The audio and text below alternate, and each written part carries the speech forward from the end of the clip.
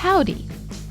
I'm Bianca, and this is Indy, my husband, who is the most private person in the whole world.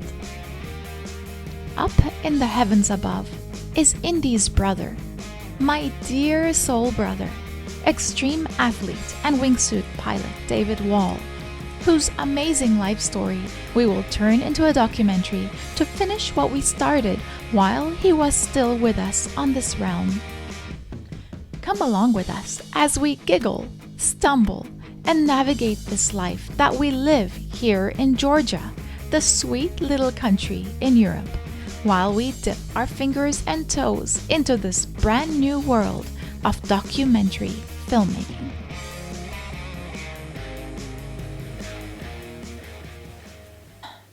It was July 2015, around 9:30 in the morning, 9 or 9:30 in the morning, that my mother and I got the phone call from the nursing home that my father was in, telling us to drop by because we needed to be there. We didn't question it. We figured it probably was bad news. My father had had a humongous stroke the year before, exactly almost a year ago, about a year and a month before that. And he had completely lost his ability to walk, to use any of his right side to talk. And he couldn't express himself either because I think he couldn't form thoughts in his mind. He was very, very incapacitated. He could smile though still. And so the little place we lived in, we had moved there because it had excellent nursing homes, and the nursing home that we had was 10 minutes walking distance from our house. We had not lived in Turkey for about 40 years at that point. We had been living as expats in Dubai. So when my father got sick, I took my mom and my dad, and we all moved to Turkey just to take care of my dad and give him the medical attention he needed, because he needed 24-hour care around the clock because he just couldn't move. So that was around 9:30 in the morning. And it was around 10:30 in the morning that my best friend, Eda, woke her boyfriend up, now her husband. And he woke up saying, "We need to call Bashak. We need to call her now. Something's not right." It's great to have psychic friends. He'd had a dream and he knew something was up. So they called me, and they were there in maybe another 15, 20 minutes, 30 minutes. It's a small coastal town that we all lived in, just outside Izmir, which is on the Aegean coast of Turkey. Really lovely place. So that must have been around 11, a little bit past 11. And the process had started already. So the process of death, when you lose a loved one in Turkey, this is how it works. This is how it worked for us. I hardly knew the process because we hadn't lived in Turkey in like 40 years. So the nursing home, our friend, the owner of the place, who again, she's still a dear friend, we still talk to her, called the doctor. The doctor had to come and certify that he had passed away. And then a special vehicle came from the municipality. So the ball had started rolling on what needs to be done. And it collected him and took him to a place that is the preparation place. So what they do there, and again, this is Turkish or Muslim burial process. I'm not really quite sure, to be honest. Because I know some of it is cultural, some of it is religious, I don't know. They prepared him, they wash his body, and they wrap him up in cotton. There's a special way to do that, so that's what they did there. In the meanwhile, my best friend drove me to pick up a death kit, what they call a death kit, and that is it's like a picnic mat made of wicker basket material. And so you get that, and then you get 2 clay pots apparently, and apparently you have to keep filling them with water, and you put them on the grave. Again, I had no idea. I just took it. I was in a bit of a blurry state. I was just doing as I was told. So we went back to the place where they prepare him and handed the kit over. And then we drove to the cemetery, and he was driven to the cemetery by the special funeral vehicle of the municipality. And it was must have been around 2 or 2:30 that same day that we laid him to rest in his final resting spot. So we got the phone call around 9:30, and yeah, he was laid to rest at around 2:30 in the afternoon. I just saw how the process just moved from one step to the other, and that the family, we hardly had to do anything except be told, go here, go there, get that, do that, sign this, and pay. It was around, again, my memory of that time is blurry, but honestly, it wasn't more than $200-300 maybe. That was all that we paid, nothing more. And we did that. That included all the services, that included the cemetery, that also included the services of an imam. And an imam is the Muslim equivalent of a priest. It apparently is in the process. We would have never thought of it, but he just came up and showed up. And I remember a little bit hearing the words he was saying. Thank God it was mostly in Turkish. And his words, I remember they were soothing, about the soul crossing over. And this is something that I very much identify with, because I really, really believe we do continue after we die.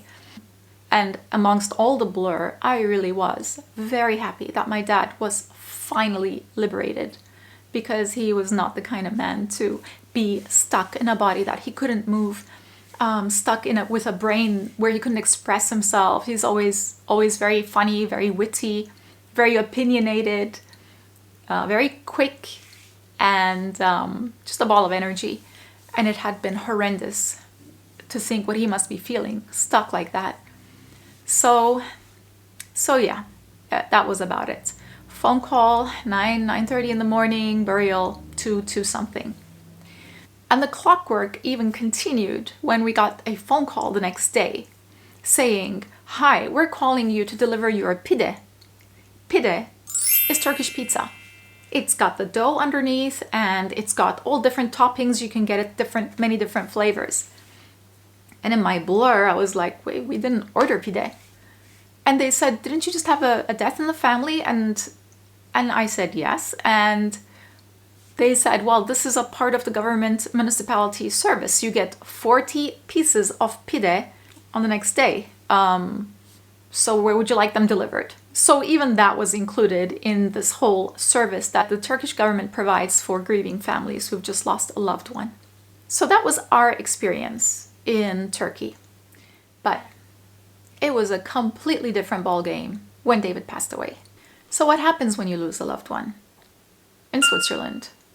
And they are from the States, and you are stuck in Georgia, and it is 2020, the times of Corona, and most of the world is in complete lockdown. What do you do? Well, this is the story of how we got David over from Switzerland to the States, and how we navigated all the bureaucracy, the paperwork, and the grief. So in order to do this as efficiently as possible, you need to have 2 things. You need a Vanessa and a Theresa. Vanessa was David's heart companion. They had met some time before that, but only in passing. But it was this time when David actually went back to Switzerland that their hearts kind of went. So that was Vanessa. And we had actually gotten to know her pretty well, because we had conspired behind David's back to plan something for his birthday while he was in Switzerland. So we'd already spoken and messaged and bounced ideas of each other, what we should do for the guy, and she arranged absolutely everything. After his birthday was done, he said to us, how did you arrange that? How could you do that? And we said, well, we conspired with Vanessa. And he said, dude, she is a weapon with those things. And I see what he means. She is super fast, super efficient, very practical, very forward thinking, and very solution oriented, very creative. So it was an absolute blessing to have her help us through this. And when you have something like the death of a loved one, there's a different kind of intimacy that is formed between you and the other people that are involved, that love this person who's passed. I do have to give a very special mention to Dukes, his buddy, who also was there, who took on the crazy task of going to the police station when David had crashed and actually confirming, yes, that's him. And I have to say, Dukes has been doing these extreme sports for decades. He was in a particularly, unfortunately, qualified position to counsel us and to hold us and to soothe us, because he's lost pretty much all of his best friends. He's lost also a girlfriend decades ago to the sport. I don't know how he does it. And you'd assume that his heart would have petrified by now and stopped feeling anything after all these deaths. But he still has the warmest, softest, most compassionate heart. And he really got us through that phase with his unique area of expertise and experience being that. So a special mention to Dukes for doing that part of everything and writing the death report and putting it all together. And Theresa. Who's Theresa? Theresa is somebody that I love very much. She is David's sister, my husband's sister, so she's my sister-in-law. I'm super lucky. And David would always say, Theresa is like my female version. So you can imagine how cool she is. So while Vanessa was taking care of the Switzerland side of things, Theresa actually took care of the Switzerland and the States and everything else side of things too. So when someone passes overseas, the first thing that happens is whatever country they're a citizen of, their embassy is notified. Then the embassy will appoint someone to guide you through the process of what needs to happen. So the first thing we discovered is that the process needs to be done via funeral homes. So they would both, on both sides, have to be approved to do this kind of thing, to transport the treasure. I didn't like the whole, the remains, human remains, the body. I said to everyone, we're going to call it the treasure. Now David is the treasure. And so anytime we talked to them, we would tell them, just call him the treasure. So it actually worked out pretty well. You know, we're preparing the treasure is ready for shipment, the treasure is on the way to the States, the treasure is ready for burial. That was a nice euphemism to make it feel different. So the treasure needs to be handled by approved funeral homes. And of course, the documentation, the paperwork is at play. So the police station wrote out his declared that he had passed away. Dukes, God bless him, had to go and look at everything. And he's also the expert in Switzerland for these incidents in that area. So he is the one that officially has to prepare the fatality report. Together, the morgue and the police station and the medicals, the doctors involved, they all have to agree that the story is coherent, that it makes sense, that it is true what actually happened. In our case, of course, it was easy to confirm what had happened. So we are sitting in Georgia. We feel our arms and hands are locked and we just can't move. We can't travel. We can't go. We can't help. We can't do anything. But Vanessa takes over fully and so efficiently. She started on a quest to look for funeral homes and she came across some that were terrible. Some didn't call her back. Some were incredibly insensitive, just asking her questions. Oh, with the body, what are you going to do? Are you going to wash it or do you want us to wash it? Yeah, what about the body, this, the body, that? They were very cold, very insensitive. And to them, it was just a business. Until she came across this company. And I can't pronounce it, so I'm going to make her pronounce it and then put it here. The company is called Badener Bestattungen. She said, Bianca, I have a really good feeling about these guys. They were so compassionate. They were so delicate the way they handled the conversation. And they actually want to meet face to face. They don't want to just do it on the phone. And I feel like they really care about all the things that we want. we knew this funeral home was the right one for us when on one of our phone calls, one of the earliest ones when we were trying to see if they were a good fit, the gentleman there, who was our contact person, who spoke amazing English, Marco, told us a little story about his boss, Sandro. So apparently he was waiting for Sandro in the office. It was late in the evening, and Sandro was late. He was very late. And Marco had to wait because, he's the boss. Marco's not. And they have stuff to do. So it's the evening. It's time to go home. So it's Switzerland. Everything is prompt. But Marco waits. And finally, Sandro shows up. And Marco's like, where were you? And Sandro apparently had been driving down the street, had spotted a dead squirrel on the side of the road, and just didn't have it in his heart to leave him there. So he parked the car, got out, took the dead squirrel, found some kind of a box, and buried him somewhere, which might or might not have been illegal. But anyway, we were like, these are the ninja guys that David would have loved, and we love them. Which brings me to another detail that we actually had to deal with that was important to us, and that would definitely not make anything easier. So we are here scattered all over the world. None of us can travel. We can't go back and forth. It's Corona. It's the crazy days. Planes aren't taking off. Even if they're taking off, it's like a tenth of what they used to be in frequency, etc. And of course, we have some certain requests. When you're an extreme athlete, you do talk about things like, well, what happens if something happens? And we discussed these with David, him and his brother especially, in depth, in detail, what needs to be done. And David apparently used to like the idea of cremation before, but he said that when he lost his other brother, Todd, a few years ago, and experienced the cremation, it just didn't sit right with him. And he said that if anything happened to him, he didn't want to be cremated. He wanted to be buried. He wanted his body to be back in the earth. He didn't want any chemicals in him. He didn't want formaldehyde. He didn't want any of that. He just wanted to go back to nature as God intended.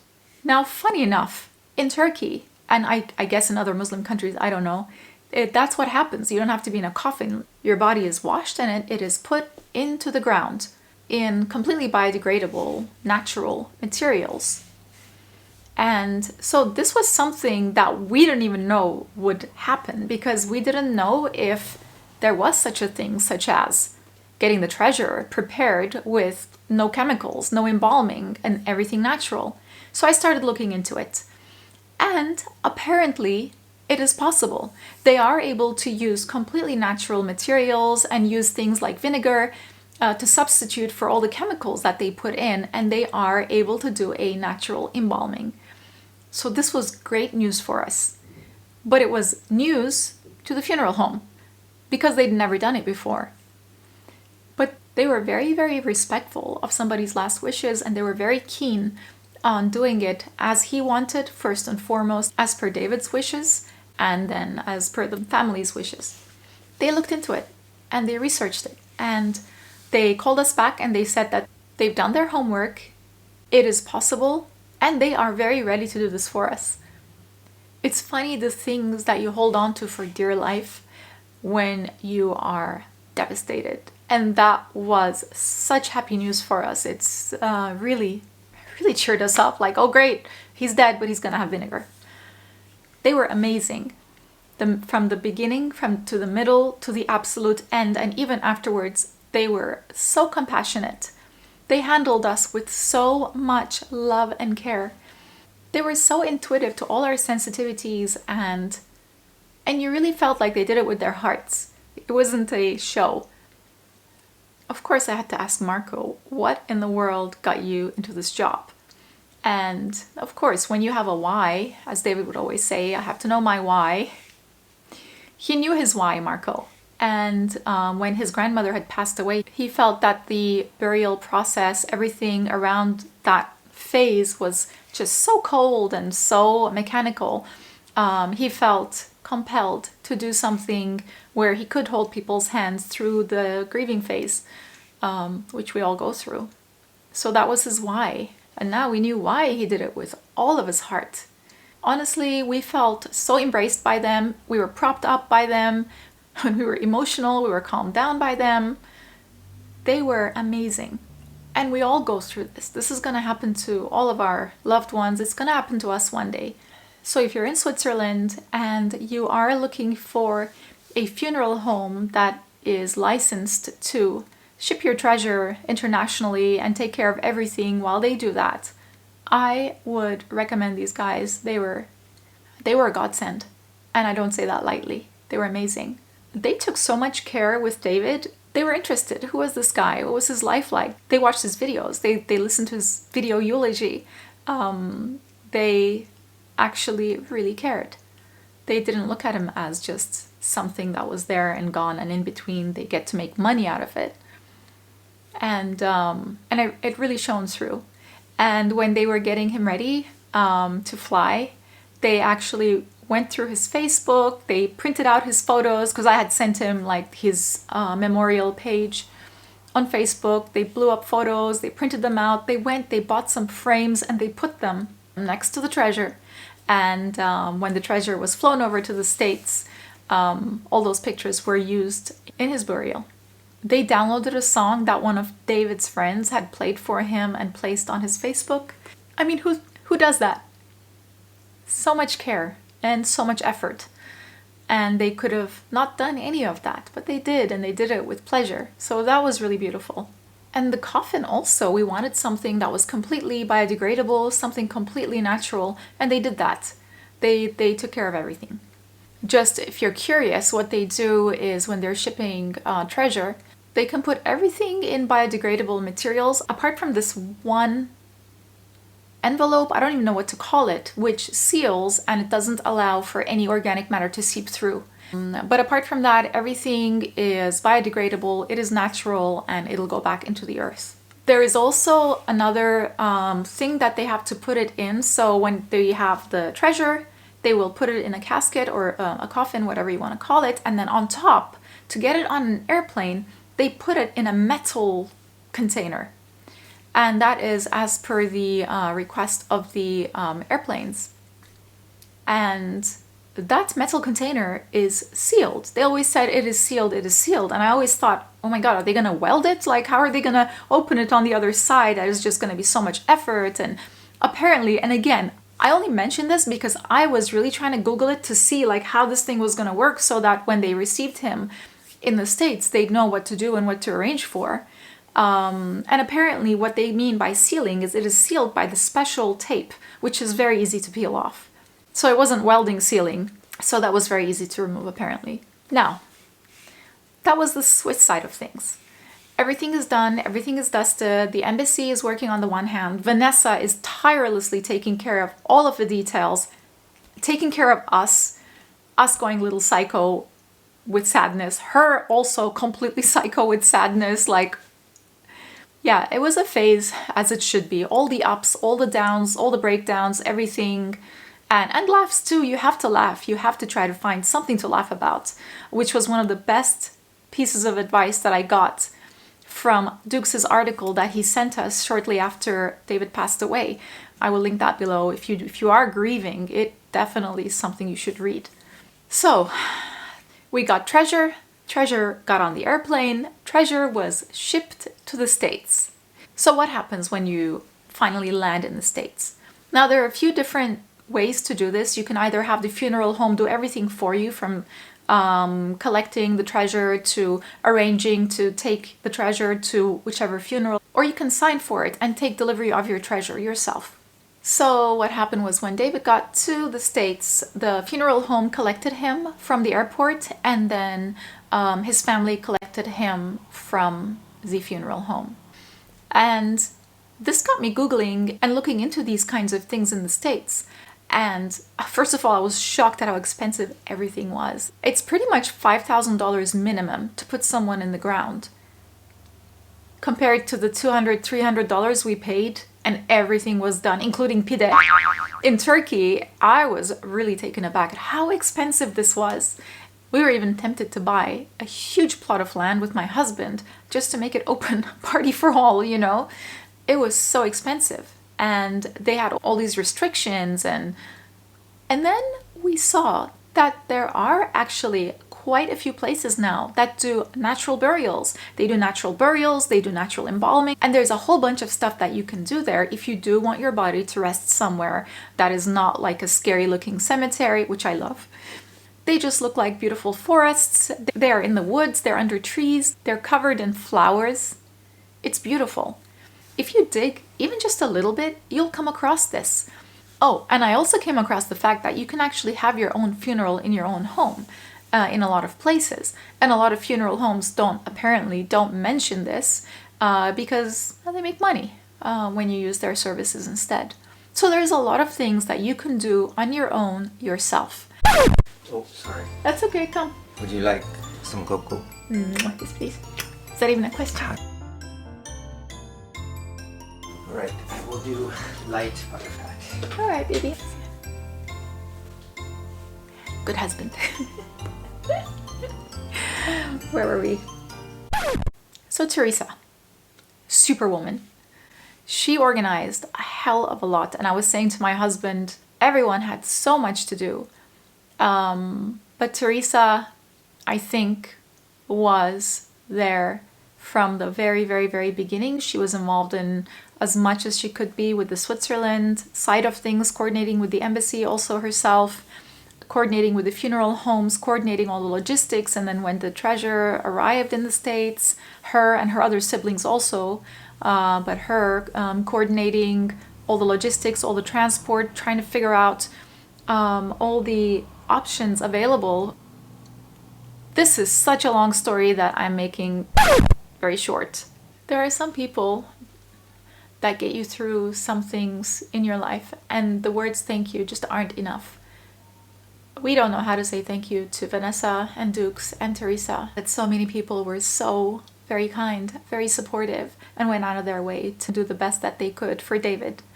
And the mayor of Hilldale, Donya Jessup, special thanks to her. She was very, very helpful to Theresa and David's siblings in organizing everything on that side. Everyone who put their efforts in his celebration of life before that to make it one kick-ass party, and his family, his siblings. It's just beautiful to see how throughout that whole process people were coming up to Theresa and David's other siblings, talking about their memories of David and how they remembered him, and all these little blessings taking place. There were a few other miracles that actually happened that nobody would have thought was possible, but they did happen. And I have to say, his passing and everything that happened around it, all the little coincidences, the serendipity, people who you wouldn't expect to help actually helping with their hearts. It was pretty amazing, and me and my husband just couldn't be there, and it was heartbreaking, but thankfully we had our Theresa, and she kept us posted on every step of the way. You'd think she was like one of those Indian gods with like 8 hands, because she got so much done, and she managed to include us as much as she could over the phone, over video. So we were very, very, very, very blessed. David was very loved and very respected, and I think people wanted to do whatever they could do for him. I mean, how do you say thank you to that? You can't. The only thing that was off timing-wise is just recently we discovered that there had been some new companies that had opened up. They're in Washington, not the one on this side, but not the DC one, the other one. And sorry, I'm not from the States, so I can say that. And they actually compost your treasure. So when your loved one dies, you can put them in a special casket. You can cover them with flowers and any kind of weeds, anything that you like, and then they will compost your treasure for you. And I think it takes about a month or 6 weeks or so. Then you go and you collect the earth. And David would have loved that, and we definitely would have done something like that. And for those of you who do want to visit David, I can link the details below if you want to go see him. But you know that you don't have to be there to connect with him. Just close your eyes and remember him and talk to him. we also like to write little letters to him and burn them in our wood stove. So whatever works, do it, but get it off your chest. Write it down, say it out loud, do a voice recording, listen to it, and grieve. You have to grieve. You have to cry. You have to get it out. You need to have days where you just feel like you just can't get through the day. And the one tip I can give you for dealing with grief, it's kind of like a preemptive elimination, is don't be a jerk. Don't be a jerk. Be kind to people.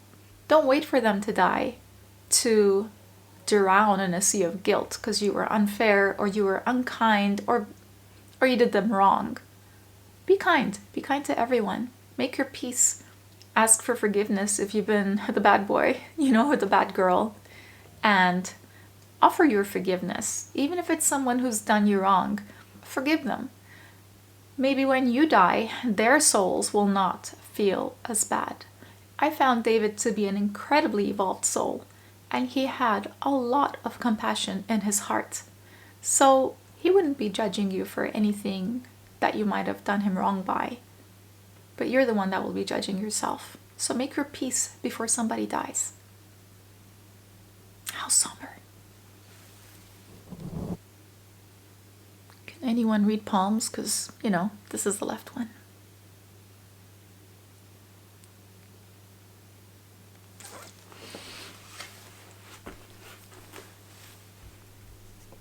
There is a lovely full moon.